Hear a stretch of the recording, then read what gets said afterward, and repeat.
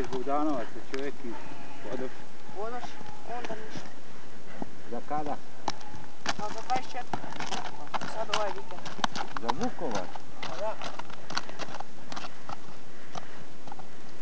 A kako ti misliš ići do Vukovara? Pa, Krutović. Ne znam, će tetu ući unutra. Bio mi neki iz Bogdanovac. Sad. Jel hoće na zadnjak? Neće. Kako se ono prodaje toplokrvno ždrijebe? A ti snimi. Kako sam ti priča?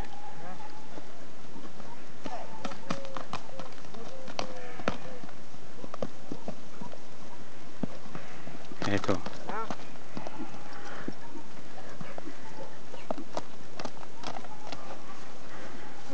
Tera ga po pašnjaku.